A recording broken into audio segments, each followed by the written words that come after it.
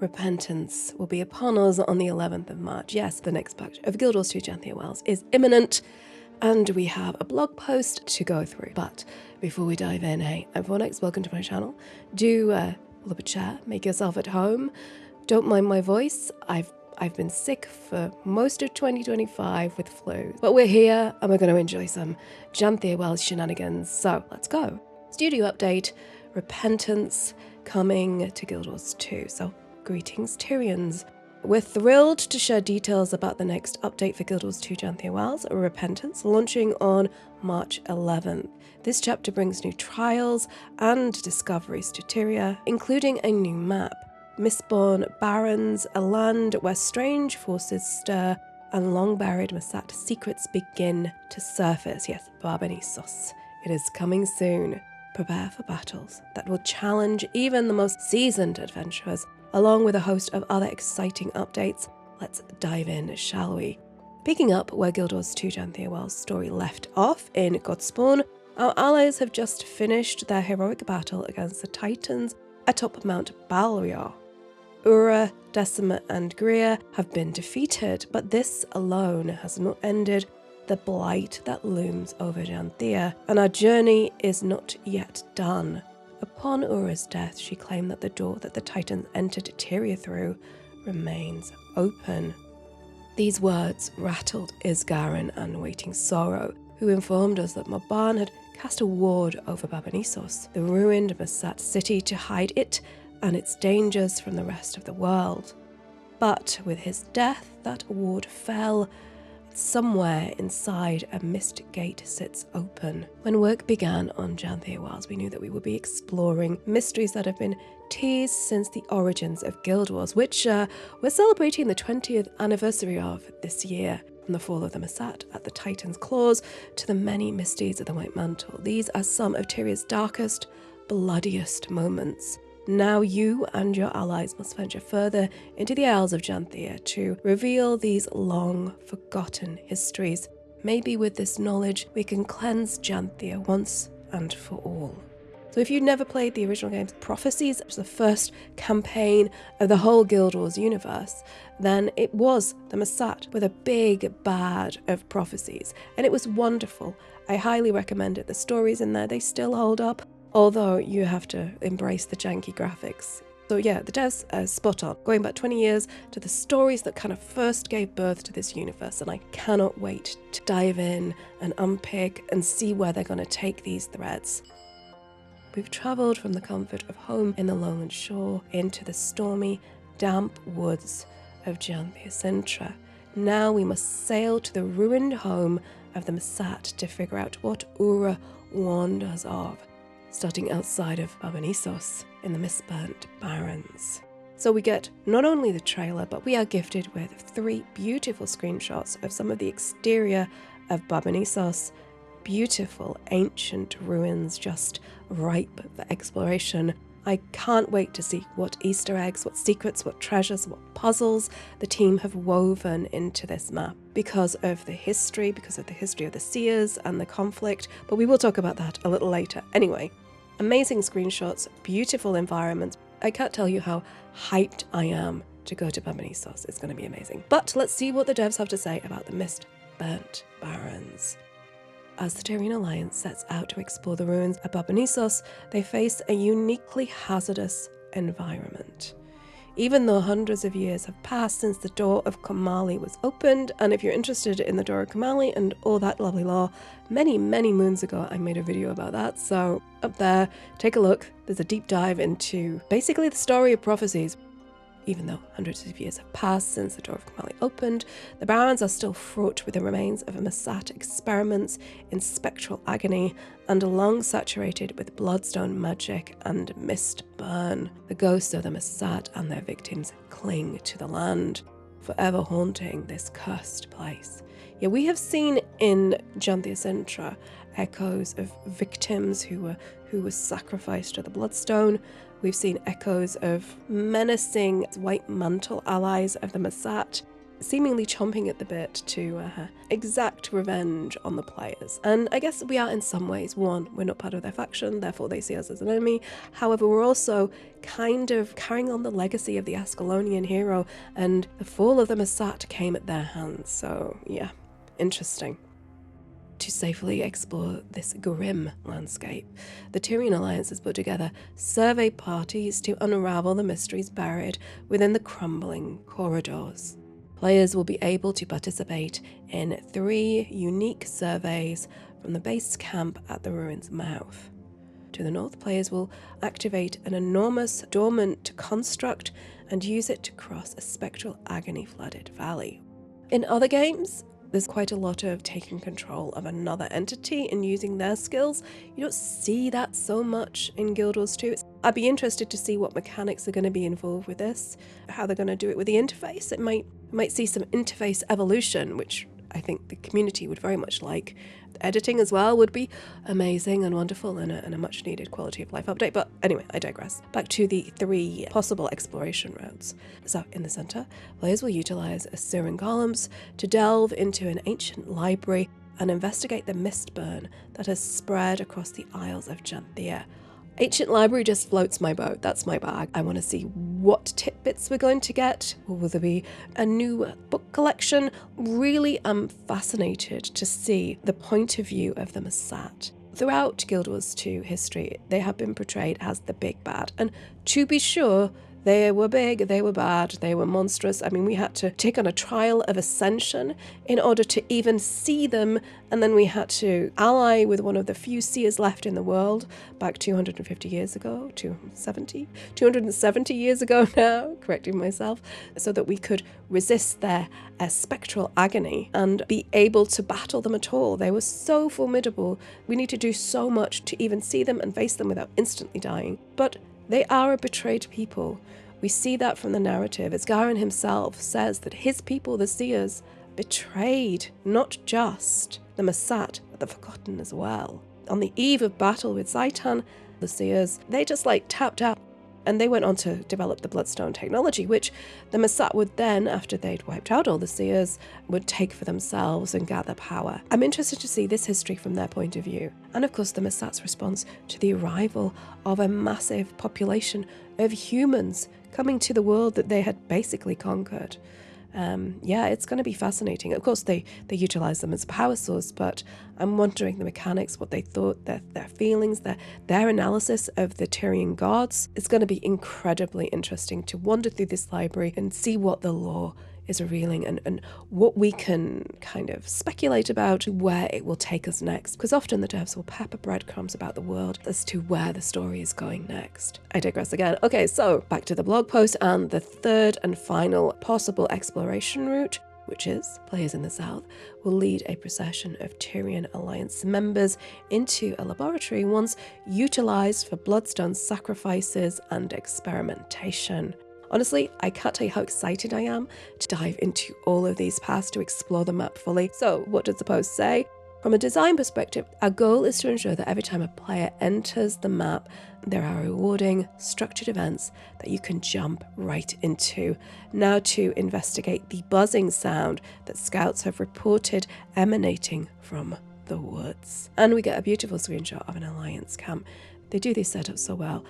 If you are not paying attention to the environment, you are missing 25 to 30% of the storytelling in Guild Wars 2.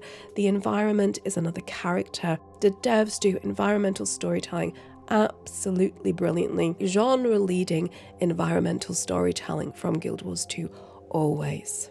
On to new arrivals. So next week, Repentance Update brings several exciting additions to Guild Wars 2 Janthir Wilds, including the highly anticipated challenge mode for the Mount of Ballior raid. If you've been searching for your next raid challenge, this is your chance to join the race for world first completion as guilds push the limits of coordination, strategy, and execution. Yeah, world firsts are fantastic. They put eyes on the game. I really enjoy watching them for other games that I play a lot. I'm very happy that the dev team has embraced this. I think it brings a lot of spectacle to Twitch and other live streaming services. It would be nice if they threw some prizes in there for the people who are participating, not just the kudos of being world first, but happy that they're pushing this. Obviously, fingers crossed that there will be some drops for viewers participating just to, put the cherry on the top of the pie. And for those seeking the ultimate trial, the final boss Urwa will be available as a legendary mode encounter on March 25th. We plan to stagger the release of the challenge modes and legendary mode releases like this going forward to give ourselves an opportunity to address encounter balance concerns before the legendary mode is released. Yes, this is very wise. You will see, for example, in World of Warcraft, that they will have to sometimes on the fly tweak the mythic modes because they've simply made it so profoundly difficult, so overlapping, or possibly some random mechanic just sideswiping the entire raid, that they have to patch it on the fly.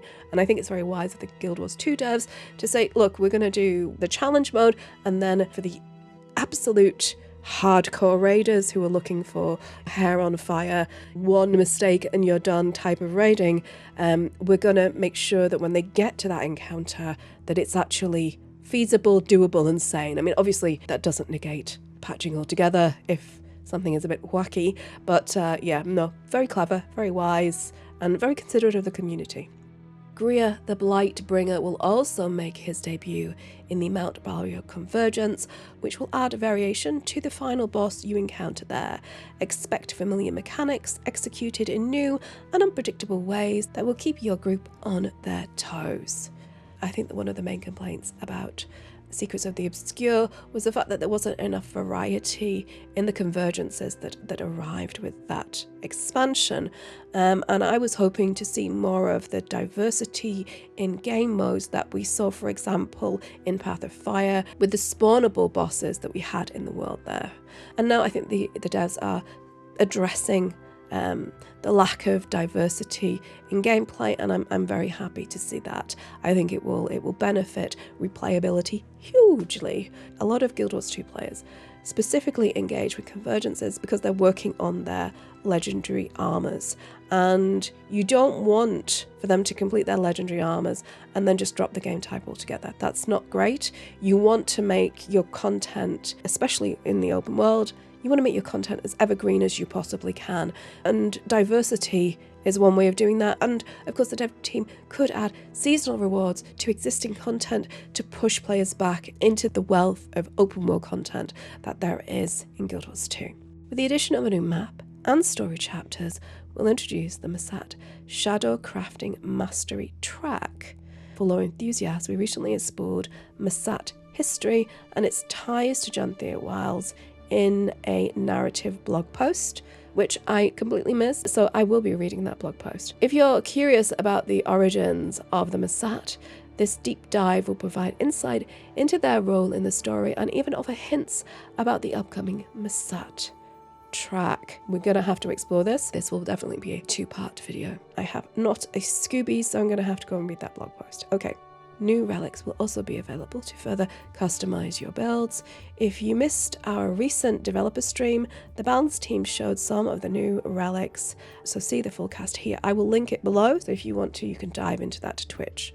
And of course, a new release means new rewards, including updates to the Wizard's Vault and Twitch drops. Yay, drops confirmed, that's great.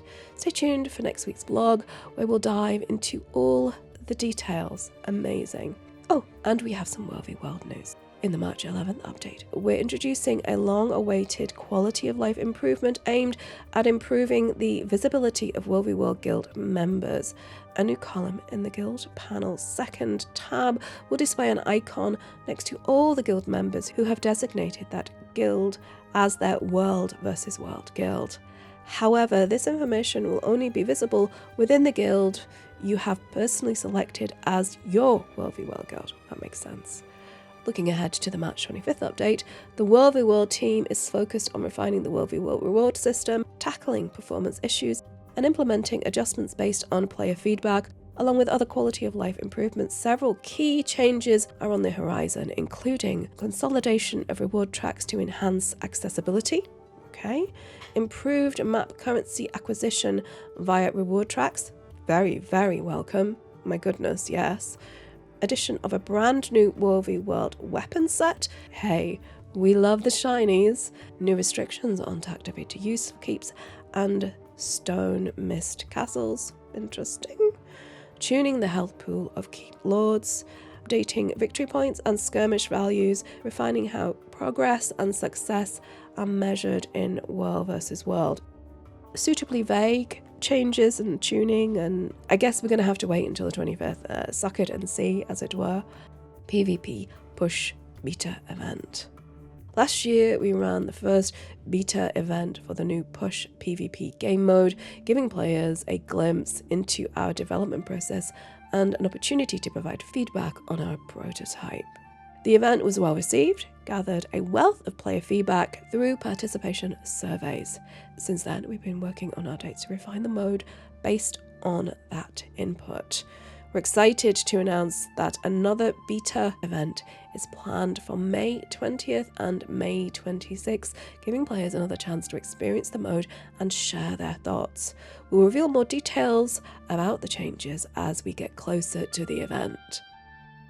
Guild Wars 2 in the spring. Well, Repentance is only a week away.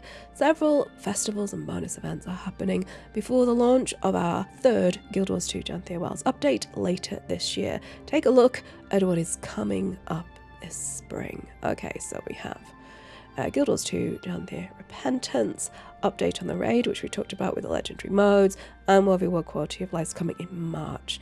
April, we're having a Dungeon Rush event, Super Adventure Books Festival, Skill and Balance update, and World v World No Downstate Week. That sounds quite brutal. May, we'll be seeing a return to the End of Dragons event, Roller Beetle Race Week, and PvP Push game mode. And that's their timetable. Stay tuned to our social media channels for more information regarding Repentance, and we'll be back next week with a launch blog covering the main features and rewards. So that is the blog post, that's my thoughts on it off the top of my head, and now I'm going to go and read the Masat blog post and dive into all the lovely lore therein. So I hope you'll join me there. There will be a link above, either when the video launches, or if it's not there, come back tomorrow. Thank you so much for watching. Please do like, share, subscribe, tell me what you think about all the bits and bats coming with Repentance down below. Many thanks to my wonderful supporters over on Patreon and Subscribestar who keep the lights on here. They have supported me in the time that I have not been able to make any content. I can never thank them enough. They genuinely keep the lights on here. My channel would not exist without them, so I really appreciate them. Thank you guys, you're amazing. I love you all. And of course, many thanks to Areanet and their partner program, of whom I am a proud affiliate. Using any of the links below directly supports the channel, but costs you not a penny more, and for free-to-play accounts, not a penny at all. But we have come to the end, so until we meet again, please stay safe, stay awesome, and thank you so much for watching. Bye bye.